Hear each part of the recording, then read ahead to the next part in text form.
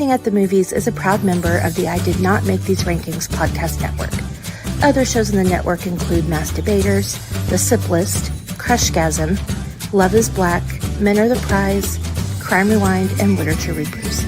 You can find out all about our shows and more at idnmtrpodcastnetwork.com. Happy listening. You are now entering the world of a movie review. A world full of drama, joy, ridicule, movie spoilers, unpopular opinions, and adult humor for as far as the eye can see. Welcome to An Evening at the Movies.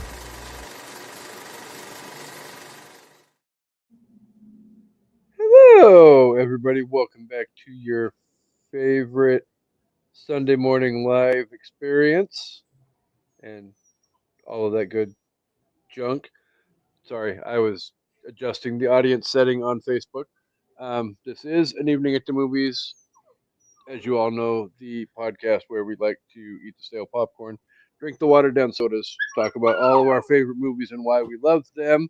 And I don't want your opinion on this subject matter, so you can just sit there and chill. Good luck with that. I have a feeling it's not going to happen. So more than likely, here in a couple seconds, somebody will be making his literally a couple seconds. Say hi, everybody. Hi, Poppy. So, where was I? Watered down sodas, stale popcorn, watered down sodas, favorite movies and why we love them. Welcome back, co-host. Thanks. Sup? Not a lot. It's 2025, and Yeah. we're almost a week into the new year, and nothing bad has happened yet. Maybe not to us, but some bad shit has happened. Well, no, I'm all about directly referring to just me and you. I had to write 25 for the first time the other day, and I was like, whoa. Yeah, my least favorite part of January is having to literally force myself to think through the process because for so long it's just been, a natural blah blah blah blah blah 2024. Yeah. And then you have to get yourself out of that habit and don't chew on the power cord. That'll be a very hair-raising experience for you. But yeah, no, it feels weird for like 3 or 4 days, but then you get into the flow of it and it becomes second nature and it'll be fine until this time next year when you actually have You to start over. physically doing 2026 again. So, Well, in 2026, I will be coming to you from a different house and a different background. So that'll be fun. very true. And hopefully with zero injuries Yeah. on the body to speak of. And a mind that is alive and not having to deal with the after effects of laser surgeries. Well, I may be getting more laser surgery on at least one of my eyes, but that remains to be seen. So, That's why I was saying the lingering effects from the laser surgery because it's been what, a month now, and yep. you're still having issues with the one eye. Yep. So yeah, good times. Yay! But I don't think we're here to complain about life's little ailments and all of that. I think if you want, we should talk about a movie. Yeah, let's do that. That sounds fun. Why not? I mean, it's what we do basically every Sunday. That is fair. So, all right. So, it was brought to my attention. Well, not necessarily brought to my attention, but one of our new listeners in the group, new unpopped kernels, has a favorite movie that she thought um, she would like to hear an episode dedicated to. So she suggested it, and as you all know the rule, if you guys request a movie, we will put it on the schedule. I'm not saying how fast it'll go on the schedule, but it'll go on the schedule. Yeah. And What this movie? one, well, this one kind of got a little bit faster than normal. Well, a lot faster than rubber. But we're going to talk about the Notebook. Oh, well, I was asking what movie she requested. The Notebook. Oh, okay. I thought you were saying just now it was brought to your attention that somebody requested. No, no, no, Never mind. no, that's not what I meant. Okay. I'm all over the place. It's early, and would you quit chewing on the freaking power cord? Why would he do that? Because he wants to be difficult. Exactly. So, officially, before we get started, everybody say hi to Griffey. Griffey's making his debut on An Evening at the Movies. Griffey. So, yay, hi. Now, go over there. So, we're going to talk about the Notebook Yes. and have an interesting discussion. Yes. It's one of those movies for me that Coming right back. It felt very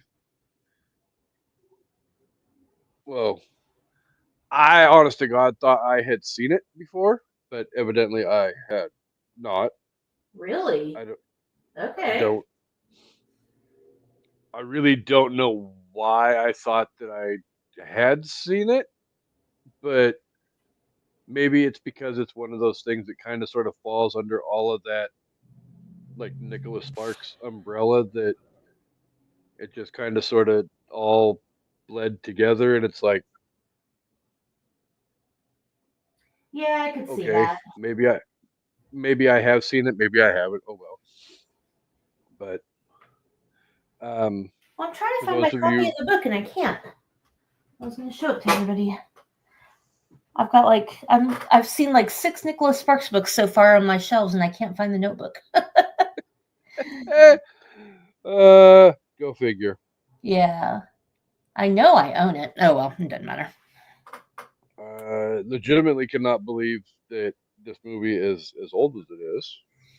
Yeah, Ryan Gosling and Rachel McAdams were BBs, and the other two main Literally. stars aren't even with us anymore. No.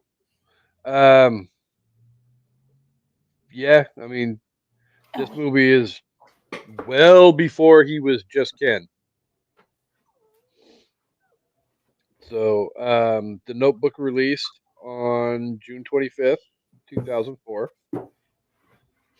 It was directed by Nick Cassavetes. It was released by New Line Cinema. It had a budget of $29 million and it made 115.6 at the box office. Nice. And do you know the next piece of information, or would you like to wager a guess as to what you think Rotten Tomatoes said? I don't know. Here is my copy of the book for anybody. I'm sure there's multiple covers, but this is one. So if you want to know what it looks like, and it's a quick read. 230 pages. So, and it's not like it's that complex of details either. Yeah. So I think it being reviewed later with Rotten Tomatoes being a more current thing, I don't think the critics are going to like this very much. It is a fan favorite. So I think the popcorn meter is going to be at least in the 80s, I want to say. But I way over exaggerated last time. Let's go 82 for the popcorn meter because this movie has a big fan following. The critics, let's say 66. You did a lot better this time than you did on Home Alone 2. I don't think it was possible to do much worse than I did on Home Alone 2. No, you and Kendra both were not even in the freaking ballpark on either of the scores on. Samsonite, I was way off. The tomato meter for The Notebook on 182 rating or 182 reviews was 54%. Oh, okay. They And really didn't like then, it. yeah. And then the popcorn meter was a whopping 85%. Ooh, I got real close to that one. Okay. Yeah. So,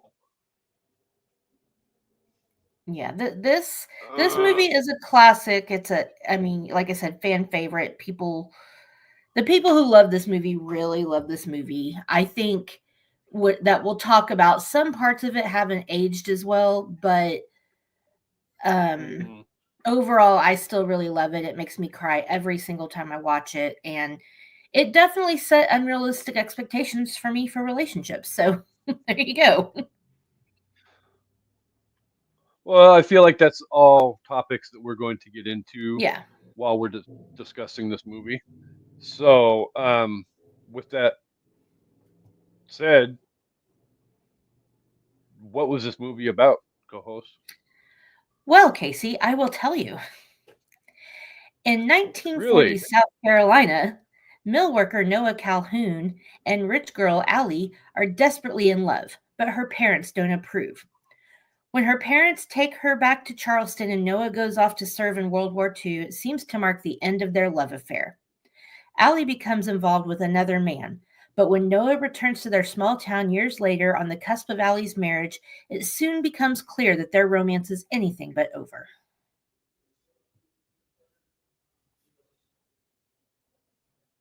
That pretty much covers it in a nutshell. Well, that actually leaves out a huge part of what this is about.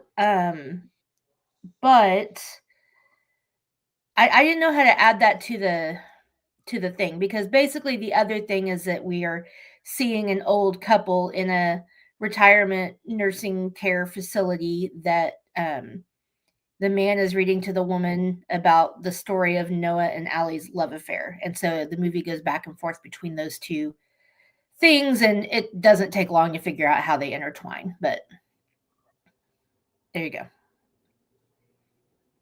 This movie's 20 years old. If you haven't It seen does. it, sorry about the spoilers. Yeah. No. Yeah. That's one of those where it's been 21 years in June. Yeah. So you know what? Sorry, not sorry, but it doesn't take long to figure out who the link is between Rachel McAdams and Jenna Rollins. Yeah. It might take a little bit longer to figure out the link between James Garner and Ryan Ryan Gosling. Gosling. Yeah, they tried to throw you off the scent a But little bit, but if you were paying any attention well, to the love in this movie, you know. To me, the big reveal yeah, isn't that, it's more about him reading her this story and her realizing that it's them. That's the big revelation to me is that, you know, we're dealing with Alzheimer's, dementia, whatever, and she doesn't know who he is. And everybody's real careful to, you know, tiptoe around that. Like her own kids are even pretending like they're strangers. And, you know, the nursing staff is very like not calling him by his real name and like all this stuff. So they're very careful not to spook her and just let her come to the realization on her own as she hears their love story, which I think is really beautiful. yeah, because I think for me, the actual legitimate link. I mean, I kind of suspected it watching the movie when I watched it for the first time, but it really, I think, finally started to make 100% sense when they're out in the courtyard and the nurse comes and tells her or tells them that her family's here to see her, or the family's here to see blah blah blah, and then it's like, oh no, not you, him, Yeah. She's like, and your it's like, children are here. Oh, not would yours, his. yeah, would you like to meet, Yeah. or can I meet them? And he's all like, yeah, not a problem. And they go around and daughter, grandkids, and then like the son gets introduced, and you see that look on his face and his Yeah. reaction and all of that. It's like, okay, that's not just any reaction from some weird Right. unknown stranger. That's That's my mom, and I love her. And yeah. yeah. And then they're sitting there having the discussion about what to do, and it's all like, okay, you can't keep doing this, you know, Right. and they're trying to encourage him to go live his remaining life and not have to deal with the burden of being there every day for Allie. But he's all like, no, this is my life. This is what I'm going to do. This is who I care about. This is who I love. Blah, blah, blah, blah, blah. And yeah, it's. And I thought Jenna Rollins does a good job there of portraying she doesn't know who these people are, but you can also kind of tell that she feels some kind of connection. Like you can tell that she feels like she's met them or she knows them somehow, but not like the way that she should know them. And I thought that was really good. And that's definitely the first time I think that they do flat out tell us that that's Allie, because when the nurse comes to get her, she calls her Miss Hamilton. Or Yes. that I think that's at I think that's at that part. So if you're paying attention to what her name was earlier in the movie, then you would know that. But yeah, I don't. It doesn't take a genius to figure out that that's Allie pretty early on. They try to trick you with the is that Noah or is that Lon? But again, if you're paying any attention to the way these guys love her, you should know who that is, and it's not Lon. Not that Lon wasn't No, her, but and yeah, they didn't have that. no, not by any stretch. I mean, even like last night when I was finishing my rewatch of the movie or watch of the movie, and I made reference to the fact that, oh, it damn freaking, you know, what's his face? James Why Marsden. am I drawing a fucking blank? James Yeah, Marsden. yeah, J- damn Marsden, and you're like, yeah, but at the same time, it's not like he's that big of an asshole or dick No, or he was a really whatever. good guy. He's I mean, he and finds he out she cheated on him, and he's ready to take her back. Like, no, I mean, even up to his final moment in the story where they're sitting there, I believe it was at the hotel her or the hotel. inn or whatever you want to call it, and he's all like, no, make a damn choice. But at the same time, if you choose me, I will take you back. I will love you. I will give Yeah. you X, Y, and Z and element. He's still pushing hardcore for himself Yeah. that I can give you everything that you want and everything that you dream of and all of this. Just give me a damn chance, lady. But I want you for And myself, which is valid. I mean, yeah, he wasn't no, going down to that fight. no, and I wouldn't necessarily blame him for, you know, not going down without a fight either. You know, he was in self-preservation mode. He was trying to protect his heart, and Yeah, he I was mean, doing everything he could I to try to think come out on top at the end.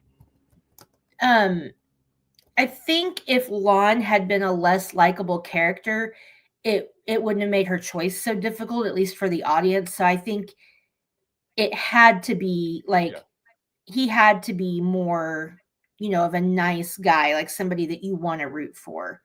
Um It and definitely added another dimension to the whole.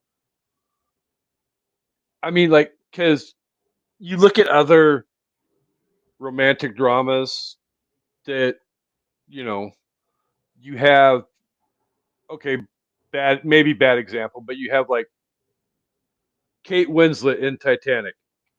She has right. Leonardo DiCaprio, who is obviously the optimum choice, or she could go with Jackass and live happily ever after, and he's a dick.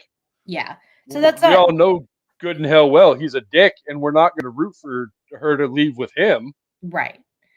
And so this it has to be they both have to be good guys, and it's like she says, when I'm with him I feel like I'm one person, when I'm with you I feel like I'm a different person. So it's a really tough inner turmoil for her as to which person does she want to be, and neither Mhm. choice is a bad choice, but it's just No, about and following she your heart. would would have been a good person no matter who she would have picked, and she probably could have lived happily ever after with any either of the two choices.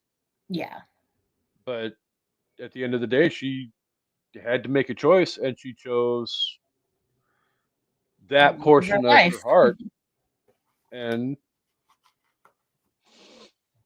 you know, we don't necessarily know how life would have unfolded. You know, going forward for her, it have would they have survived 60 years of marriage and still been together in the nursing home when she got dementia if she had chosen Lon instead of Right. Noah? I don't You think know, Lon would be there reading to her every day. no, that I think he loved her and he loved her greatly, but I don't think he loved her at the same level that Noah did. No, definitely not. And not necessarily saying that the level that Lon loved her at was a bad thing. He loved her significantly, but it's different. Like we said, you know. Yeah. Um, I mean, I guess you haven't read the book, right? I have a feeling a recommendation will come, and I'll probably end up having to sit down and read the book. Though, Yeah. I mean, I I wouldn't mind reading the book because I feel like books definitely deliver on a level that movies don't, and I feel like they did a good job at creating a visual depiction of the story. So I'm curious to see what kind of a vision Nicholas Sparks created, not just like Nick Cassavetes and the actors and actresses and all of that, if that makes sense. yeah.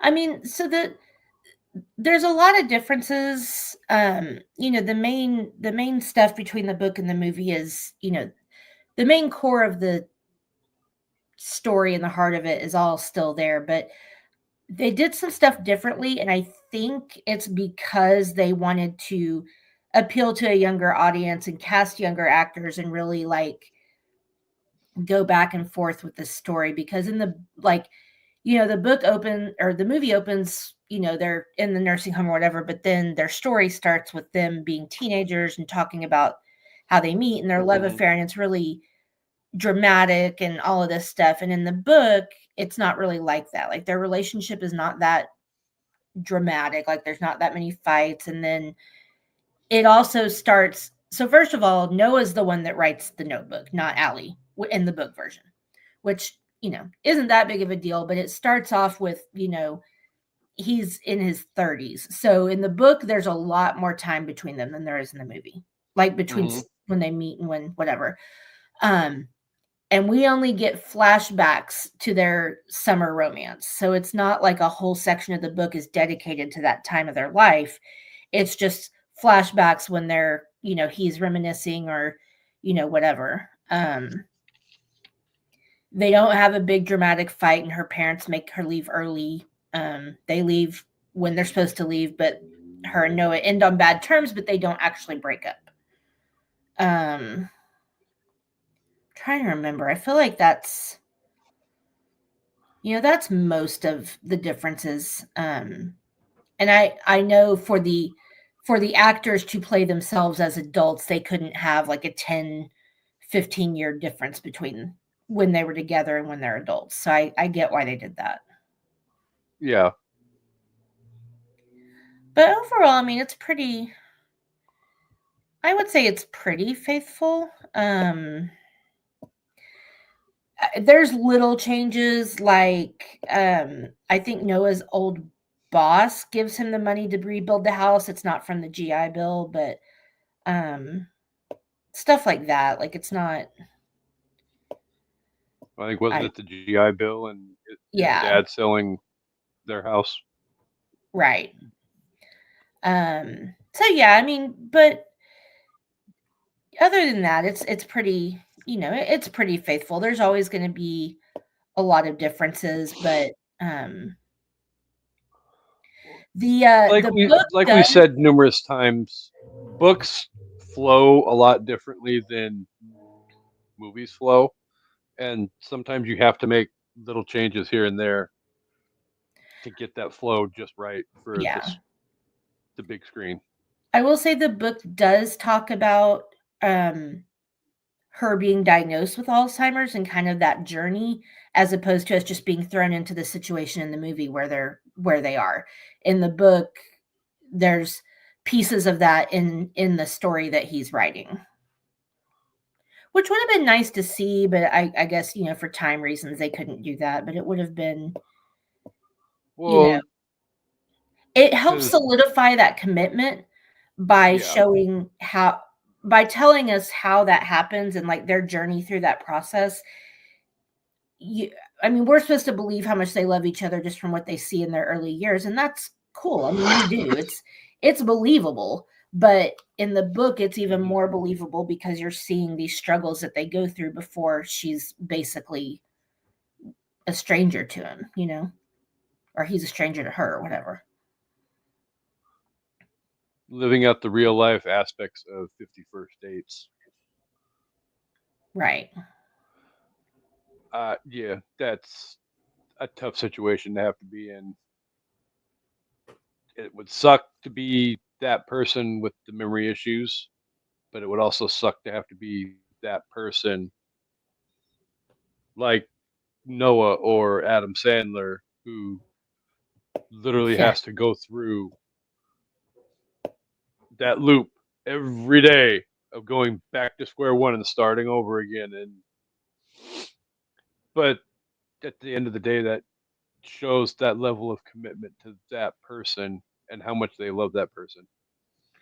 So, yeah. So, is it the unrealistic aspects of love and relationships? Not for me to say, but at the end of the day, I feel like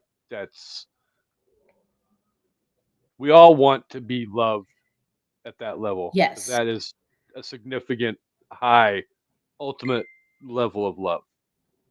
And it's like, is that realistic? Is anybody going to do that? Like, I was like, this movie really, especially after, being in a bad relationship, that was the year my daughter was born. And, after that, I was like, so this is terrible. And as I've grown older, I realized, you have to lower your expectations a little bit. But The Notebook and Titanic like really set the tone for me when it came to future relationships, because for Titanic, it was, I want to be with somebody smart like Jack. Whoever I'm with, I want to know that that person could get us off that boat alive. So yeah, the romantic stuff too, but mainly I'm like, is the guy I'm dating someone who would be smart enough to, and would I be smart enough? But I want to be with somebody who's that determined to get through this, to stay alive, to make sure we're both, being smart and whatever. And then the Notebook, of course, it's if I get Alzheimer's, which runs in my family, my grandmother died from it. And it's like, I want someone who's going to be there for me every day and try to make me remember. But is that really fair to the other person to expect that? Like that is fucking love. Like that is commitment. Well, because that's my whole thought is literally like, again, because dementia runs in my family as well. Right. So that's one of those thoughts that, you always are worried about, am I going to have my thoughts and memories for the rest of my life, or is something going to happen? And I know it's not how it probably happens, but am I going to wake up one day and everything's going to be freaking gone? Right. And I'm going to be left in the dark wondering what the fuck? Right.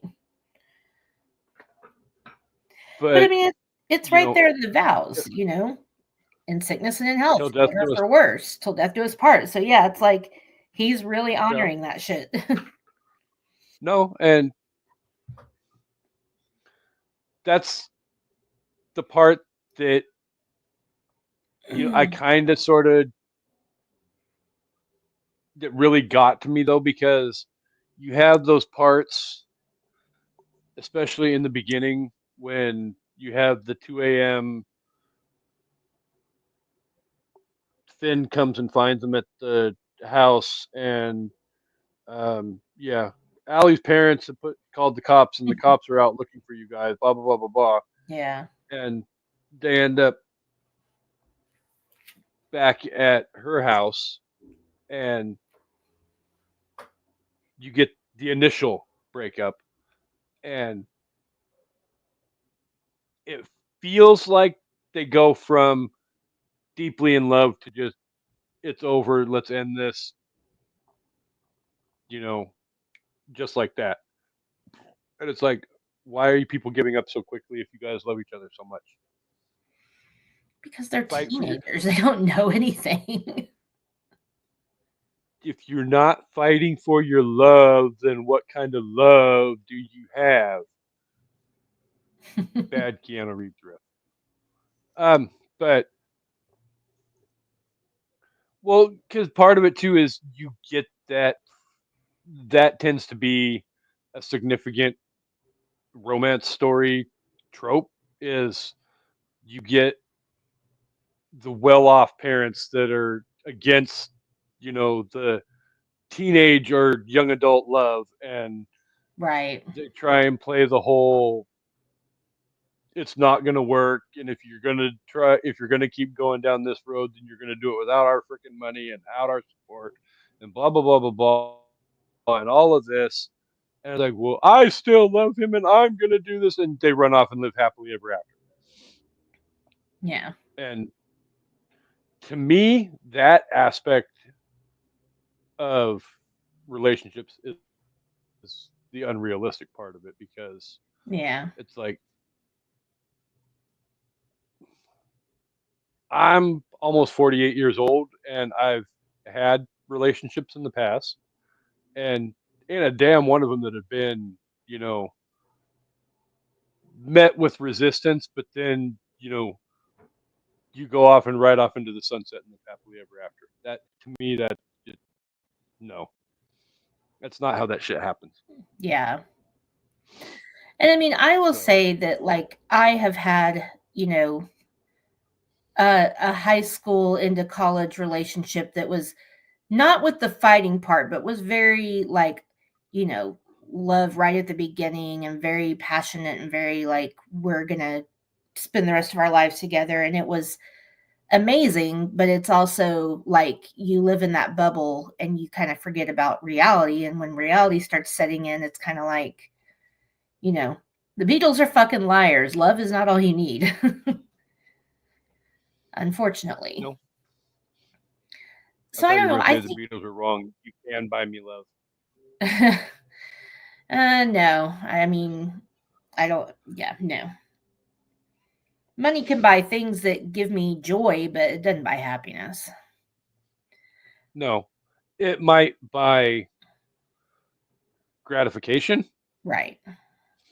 but to me, Yeah, gratification is at this level, happiness is at this level.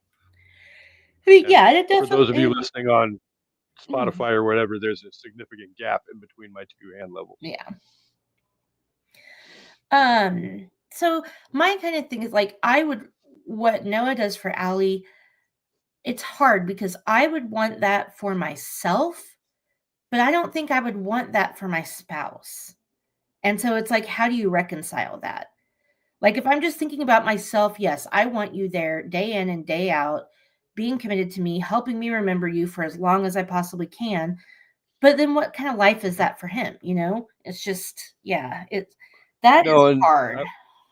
I was going to get to that point too while I was going around the barn and out in the back 40 and all of that. But that's the point, though, is like, I don't know if I could, if that was to ever happen and I lost my mind and my memories and all of that, I don't know if I could ask for or expect a significant other to wait around and be there every day and continuously on a loop tell me the same story over and over and over again on the off chance that maybe we might have a, according to Hoyle, miracle and I might get 5 minutes of memory back before Right. something happens and I lose it all again.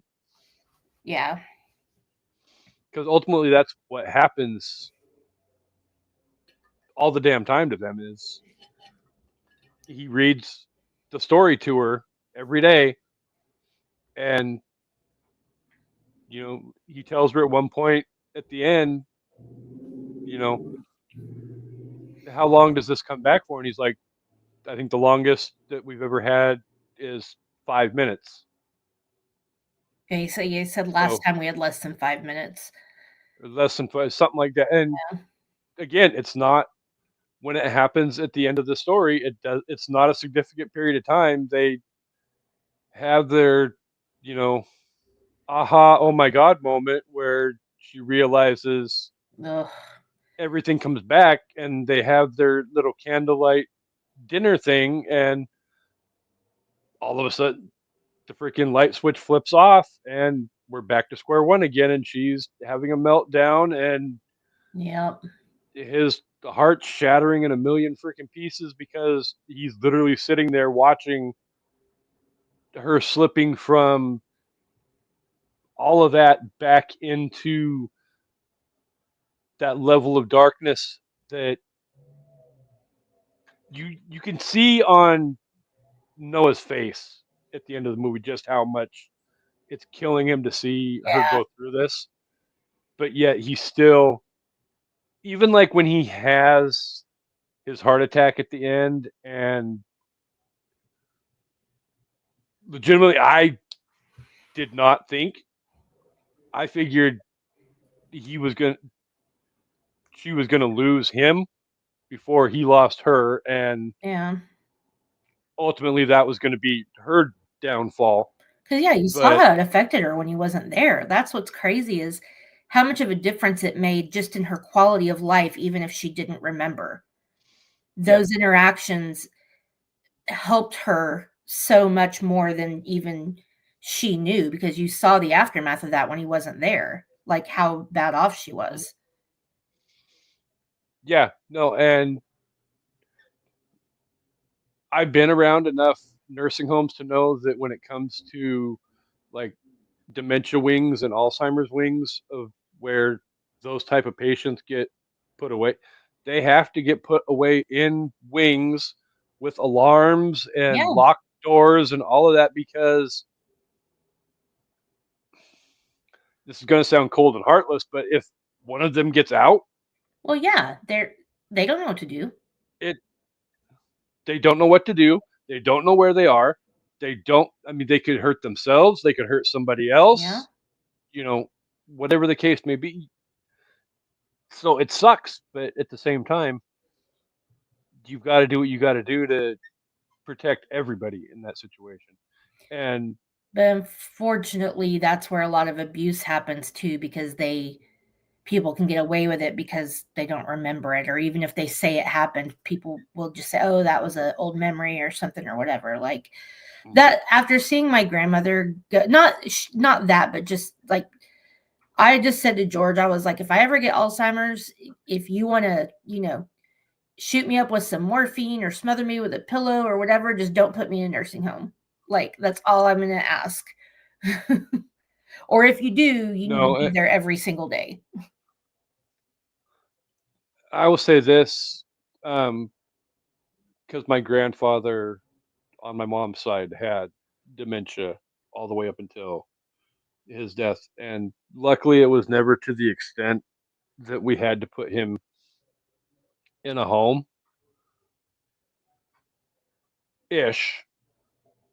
At the end, he may have had a couple of weeks where, because he lived in a assisted living, Yeah. or in Harvey's terms, active adult Active adult community communities. Yes. environment. And I remember having to go up and help move him out of that apartment when he just couldn't do it on his own again. Yeah. And that was shortly before he ended up passing. But yeah,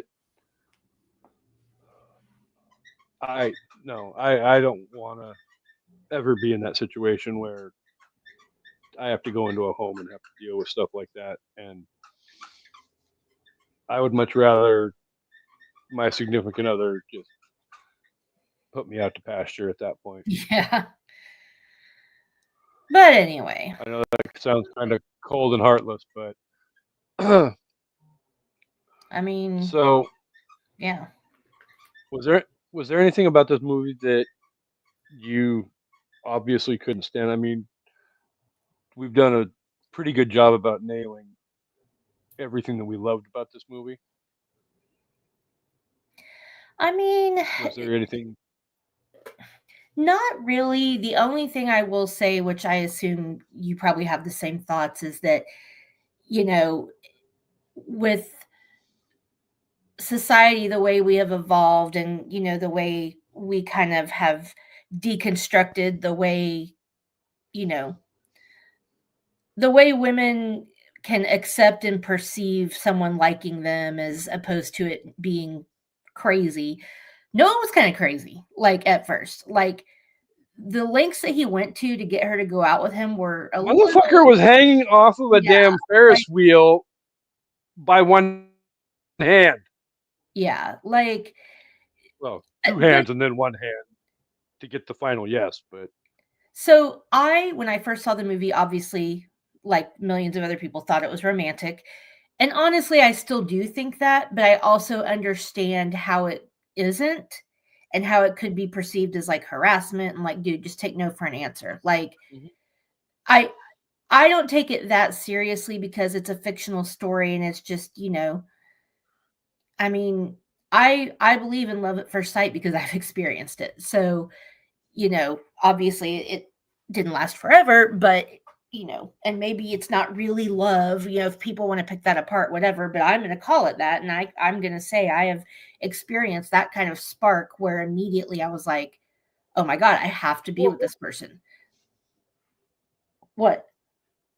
it wasn't love at first sight with Jeej. No. He knows that. It's okay. I mean, when I first I wasn't like I thought he was funny and I thought he was nice, but I wasn't interested in dating him.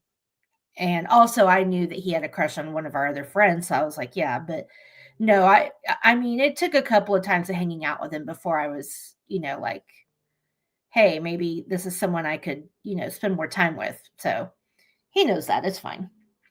But yeah, when you're young and you're got all these hormones and you think you're in love, you're going to do crazy things. And so I know that has been a criticism people have had of the movie now, But I think people are just overreacting a little bit. But I can also see how like that's a little creepy.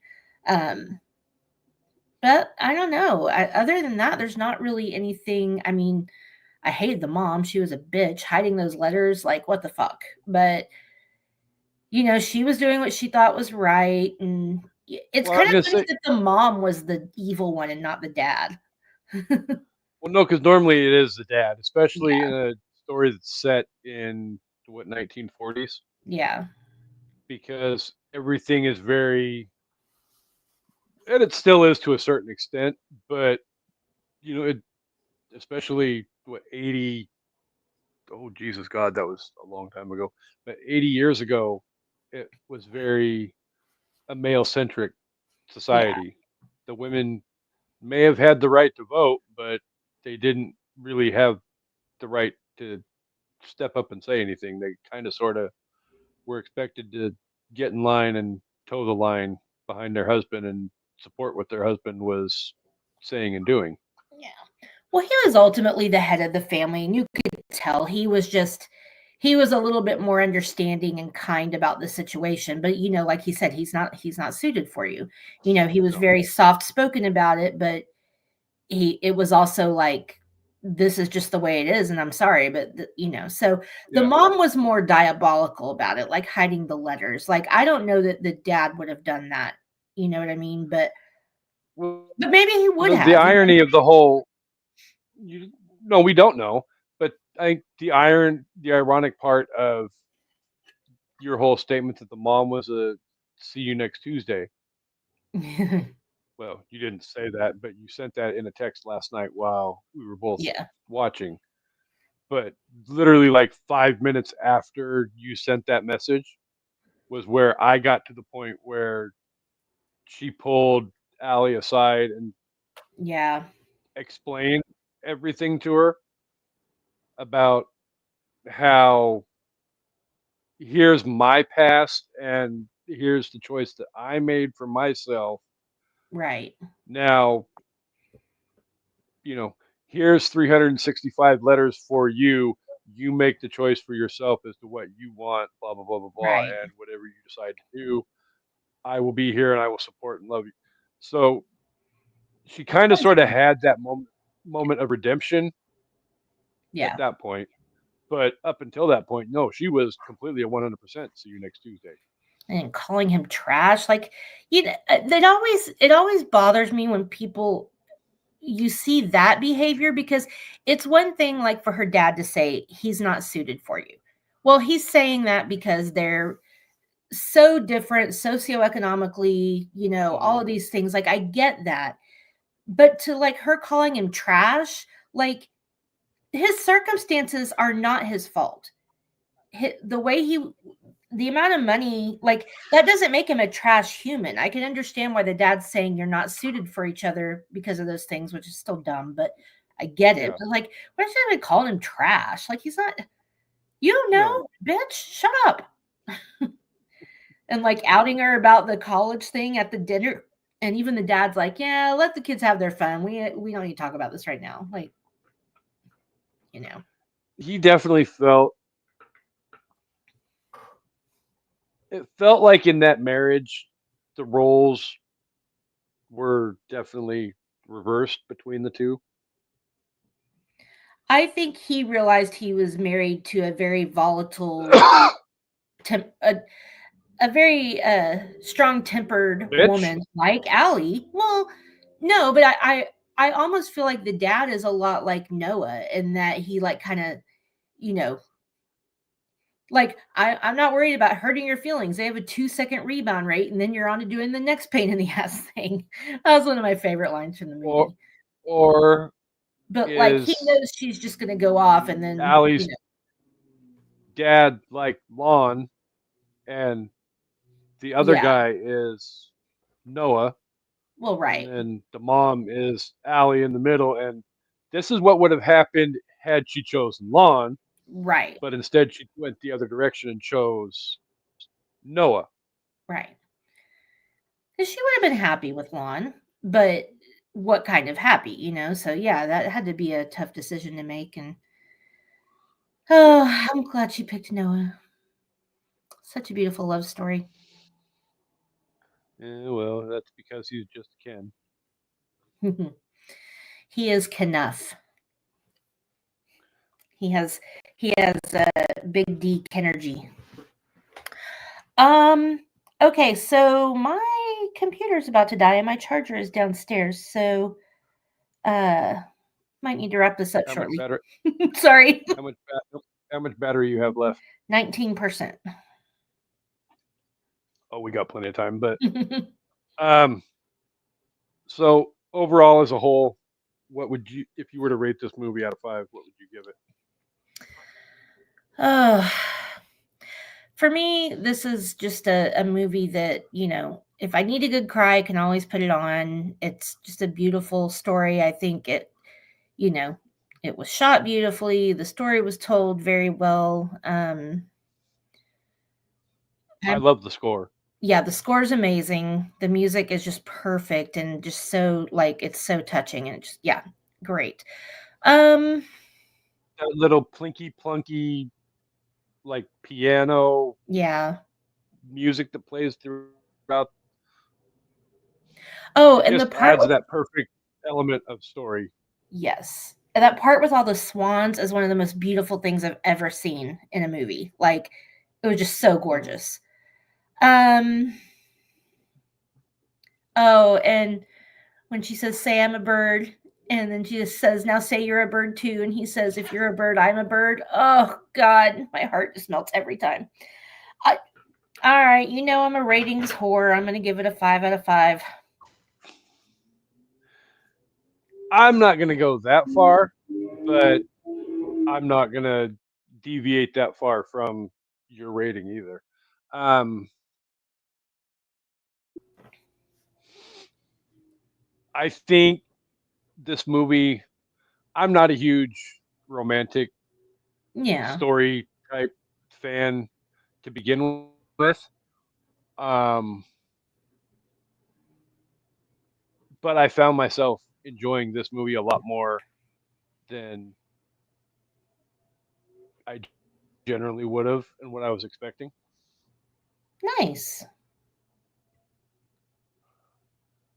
Well, that's good. I'm gonna give it four and a half notebooks out of 5, Nice. just because it's a good story and it's something I feel.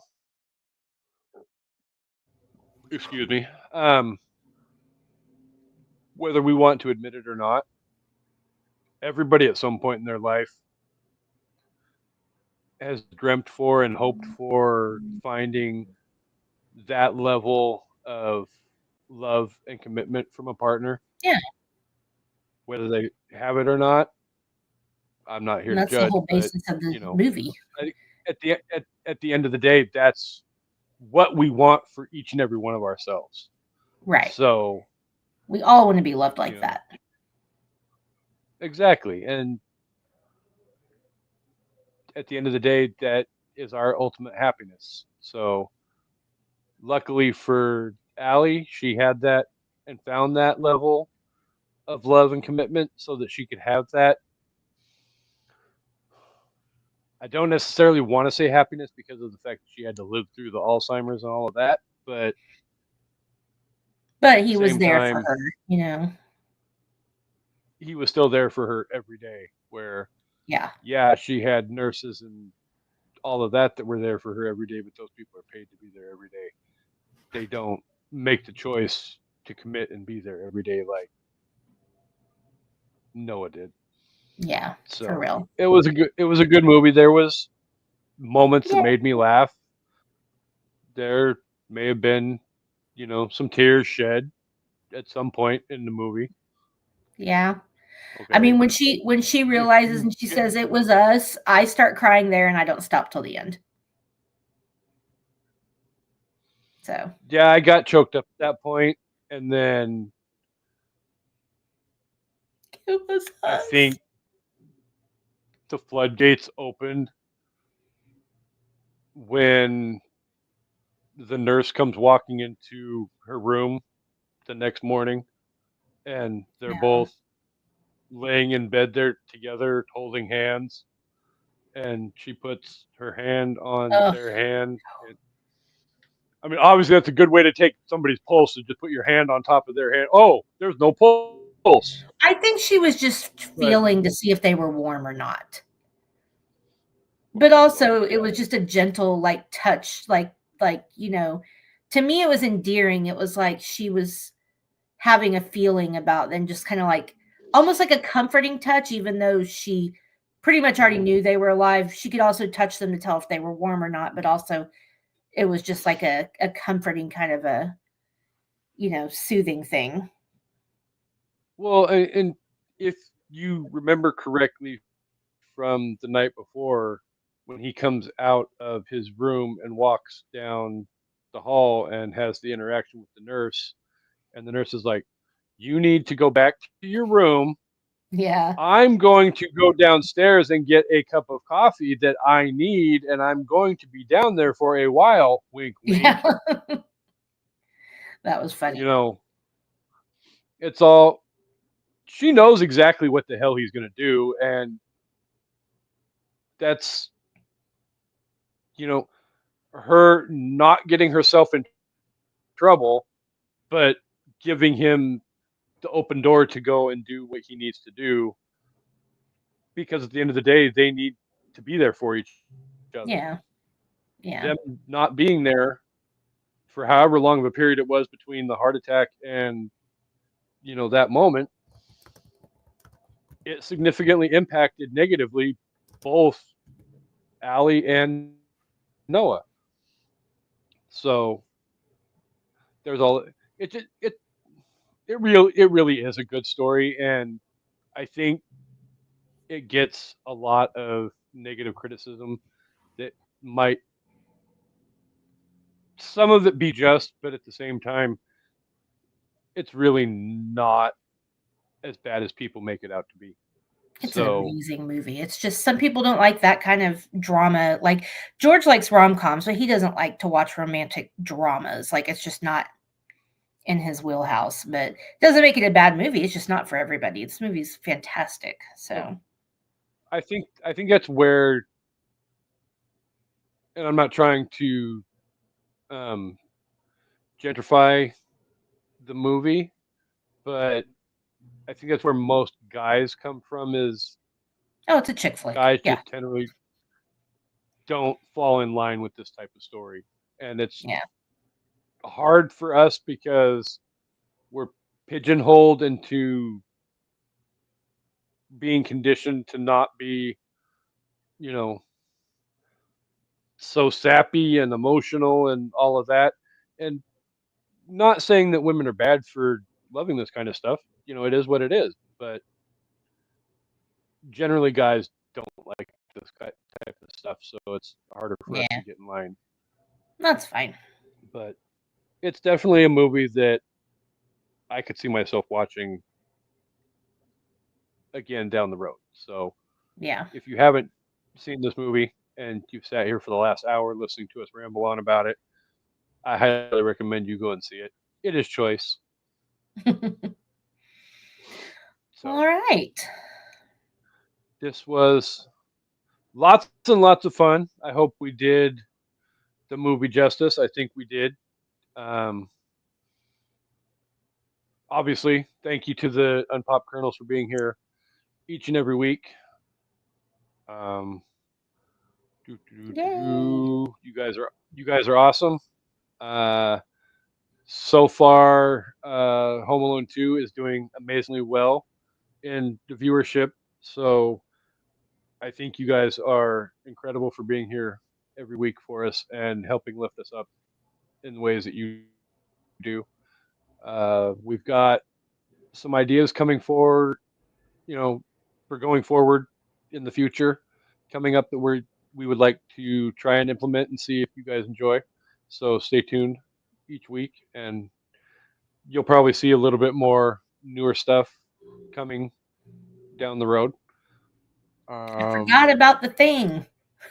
I know we did. And Dang you've it. only, you've only got a small percentage of battery left, so I don't want to go back Yeah. and do that again. So Okay, next episode there will be a new segment introduced to the show. We will remember to do it, and I'll have an announcement, and we'll have a new segment. So look forward to that next week. So, before I get to the coming soon on An Evening at the Movies, would you like to say your goodbyes and thank yous and whatever it is you would like to say? Well, yeah, just thanks everybody for watching and listening, and we'll see you next week. I will have some news about the SIP list and some things coming up. So, yeah, stay tuned for that. And is that am I taking us out, or do you have more to say? Well, I was just going to say really quick before you take us out that there isn't really a whole lot on the schedule coming up for the immediate future. I know what we're doing in February. I know. So go to the page and do the poll.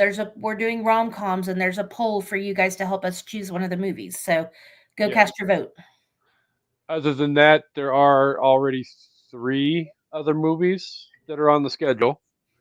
We will be talking about Can't Buy Me Love, Forgetting Sarah Marshall, and Fever Pitch. There's a list of like 7, I think, other options on Twitter and on the Facebook group. So go vote and help us pick the last movie that we'll be discussing in February. Other than that, we may not have every week episodes coming up the next couple of weeks, but you'll probably see us back here at least once or twice before February gets here. And then obviously we've got the anniversary coming up, as well as my birthday episode coming up, which I think I haven't really brought it up to Amanda yet, but we'll probably just bleed my birthday episode and the anniversary episode in together. Nice. So, but for those of you who don't know, I think what we're going to be discussing for my birthday episode is the limited series Daisy Jones and the Six.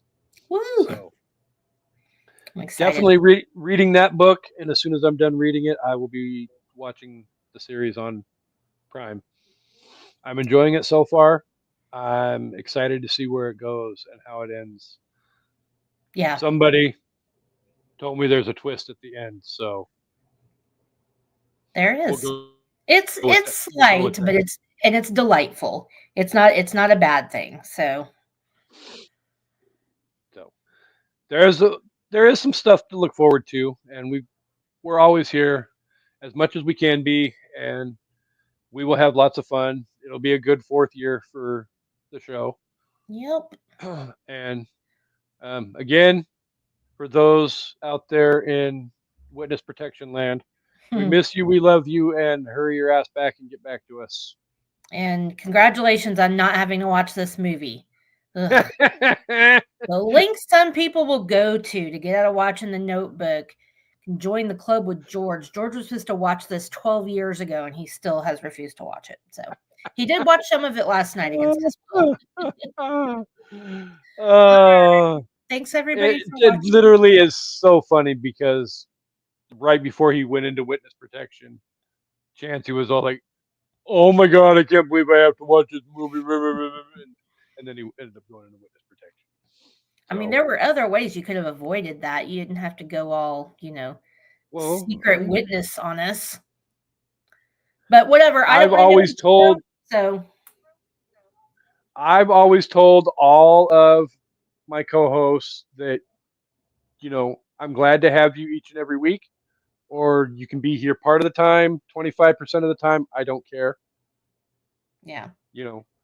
That's why I have the amount of co-hosts that I have. That way I can normally sub one in if somebody doesn't want to. Exactly. So, but all right. So before the battery dies, take us home, co-host. I'm running on fumes. Okay. Thanks everybody for watching and listening. And we hope you enjoyed the episode as always. And we hope you come back for An Evening at the Movies. Goodbye. Peace and hair grease.